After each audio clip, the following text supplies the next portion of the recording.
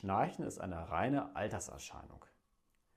Ja, mit dem Alter nimmt Schnarchen zu, aber es ist keine reine Alterserscheinung. Der Grund liegt in der Muskelspannung.